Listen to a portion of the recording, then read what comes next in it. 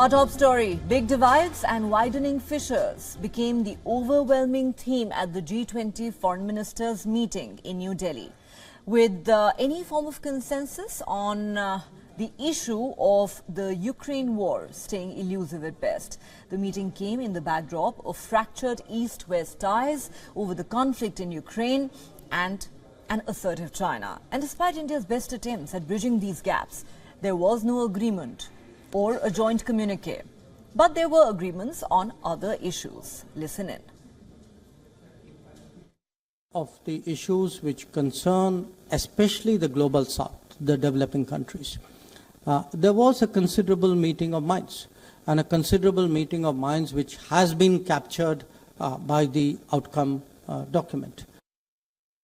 当地时间15号下午，国家主席习近平在 Russia and China jointly criticized the West for employing blackmail and threats against other countries, following a meeting of the two countries' foreign ministers at the G20 meet.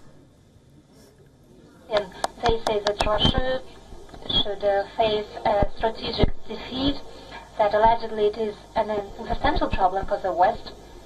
They stated explicitly they don't conceal it. They would like the attempt to preserve their hegemony on world arena. And today, when addressing the participants of the foreign minister meeting, President Modi, I think he presented balanced and responsible position of the country as the president of the G20. U.S. Secretary of State Antony Blinken, on the other hand, said the meeting has again been marred by Russia's invasion of Ukraine. He urged G20 to call on Russia to withdraw its forces. Meanwhile, India is trying hard to bridge the rift.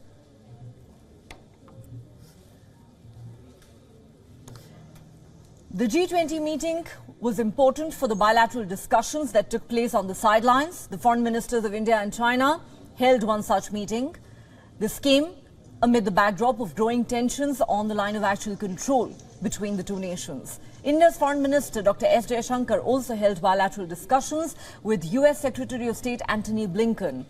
The meetings were held between representatives of other nations as well. However, the most crucial bilaterals between the foreign ministers of the U.S. and Russia, or U.S. and China, will not happen this time. We may not always be of one mind. In fact, there are some matters of sharp differences of opinions and views. Yet, we must find common ground and provide direction, because that is what the world expects of us. As G20 foreign ministers, we can send a collective message affirming our determination to address the complex challenges that we face at this juncture. Addressing the foreign ministers at the beginning of the meet, Indian Prime Minister Narendra Modi also flagged the deep global divisions.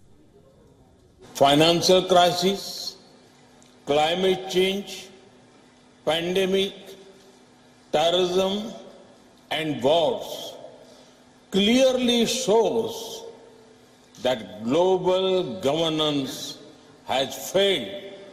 You are meeting at a time of deep global divisions. As Foreign Minister, it is but natural that your discussions are affected by the geopolitical tensions of the day. And for more on this story, let's now go across to our principal diplomatic correspondent, Siddhant Sibal, who joins us from New Delhi. Siddhant, while India's foreign minister in that press conference said that there was a consensus among member states on many issues, fact of the matter is he did concede that there was no communique or joint declaration at the end of the foreign ministers meeting because there are serious differences on the issue of Russia and Ukraine. And will that really be seen as the key takeaway from this big event? What more can you tell us?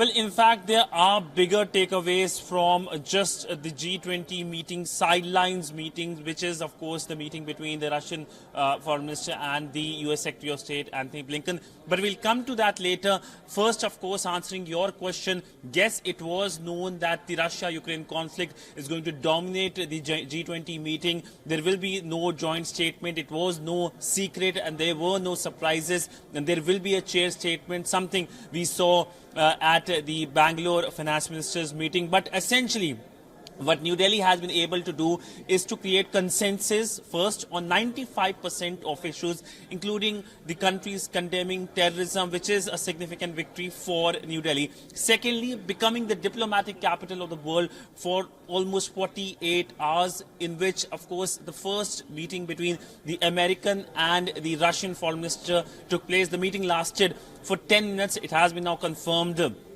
to us, and now, of course, where it goes is something that we perhaps will get to know later as weeks and months progresses. I'm standing at a location where the US Secretary of State Anthony Blinken will be holding an important presser here in Delhi, and it is given that India's presidency of the G20 and his meeting with the Russian foreign minister is going to be one of the top focus areas by the journalists here.